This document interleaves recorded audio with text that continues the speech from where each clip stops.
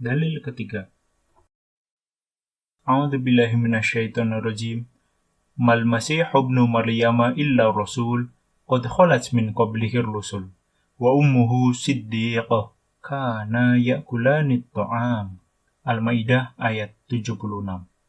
Al-Masih ibnu Maryam tidak lain melainkan seorang rasul.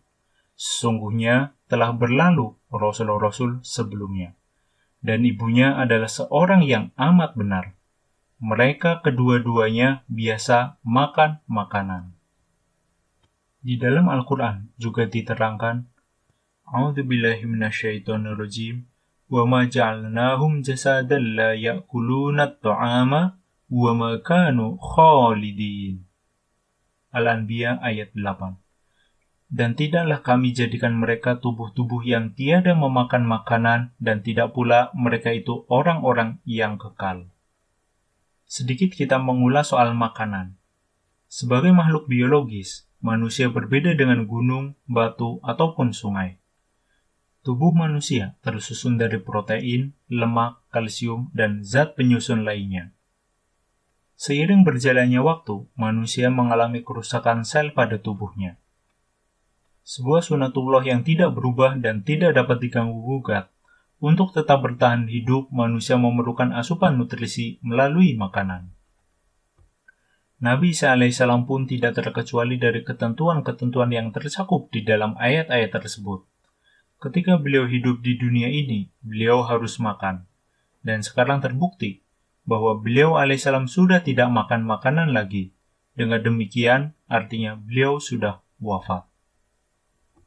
Dalil keempat. A'udzubillahi minasyaitonirrajim. Wa ma Muhammadun illa rasul qad khalat min qablihi rusul.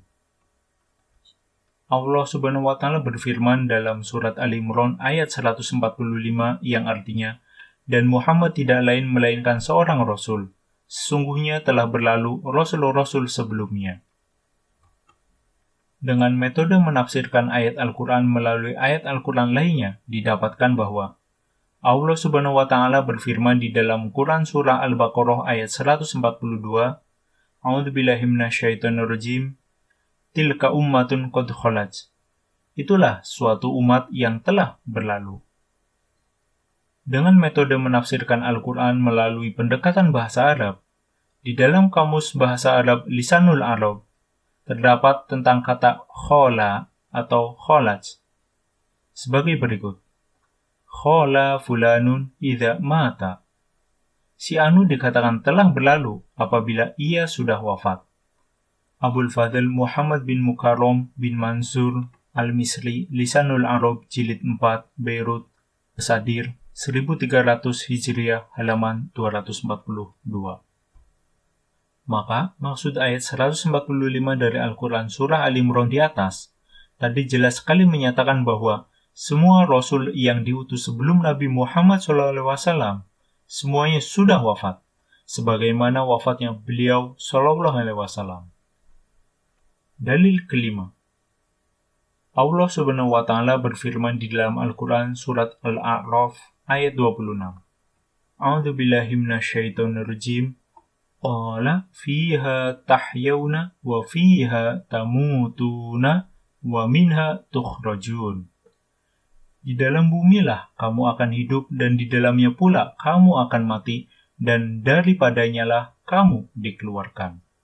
Menurut sunnah dan hukum Allah Ta'ala yang tertera dalam ayat ini, manusia hidup di bumi dan mati di bumi ini juga. Manusia tidak dapat hidup di luar bumi ini tanpa udara dari bumi.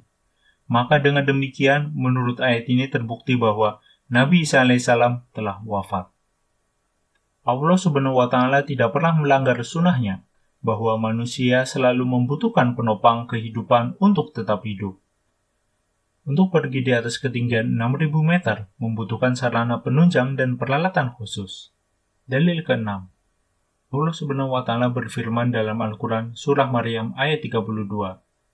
A'udzubillahi minasyaitonirrajim.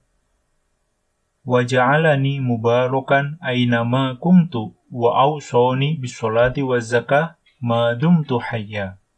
Dan Dia menjadikan aku, Isa alaihissalam, sebagai orang yang diberkati di mana saja aku berada, dan Dia memerintahkan kepadaku salat dan zakat selama aku hidup. Allah Subhanahu wa Ta'ala memerintahkan kepada Nabi Isa alaihissalam agar selama beliau alaihissalam hidup, beliau harus mendirikan salat dan membayar zakat. Perlu direnungkan. Sedangkan sekarang ini beliau tidak lagi membayar zakat. Seorang nabi tidak mungkin berpaling dari perintah Allah Subhanahu wa Ta'ala.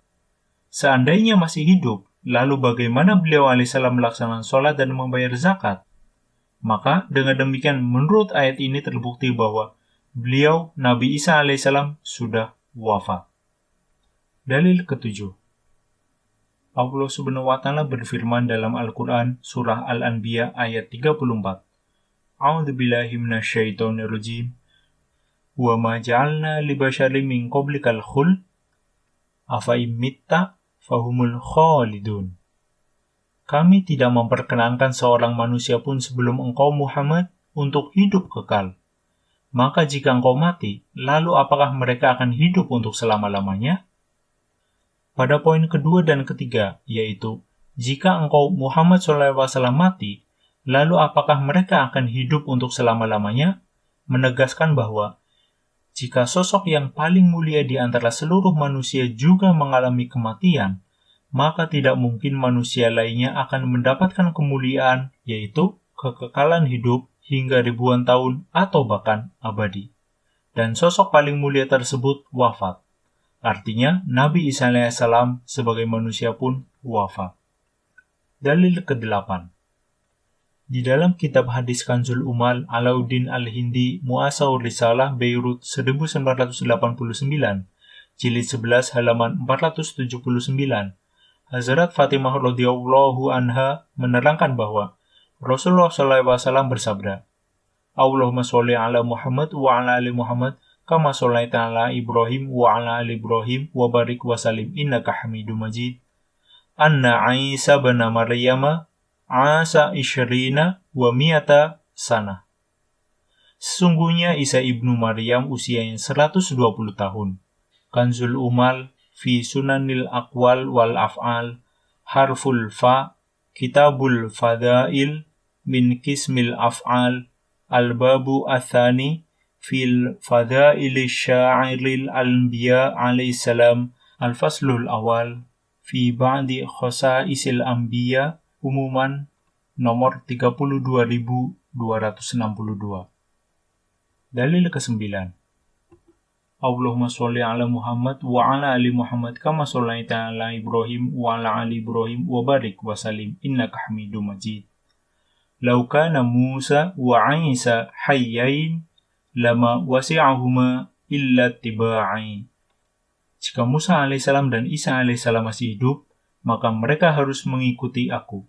Abul Fida, Ismail bin Umar bin Kasir, Ad-Dimashqi, Tafsirul Quranul Azim, jilid 3, Riyadh, Darut Thayyibah, 1999 Masehi, atau 1420 Hijriah, halaman 68.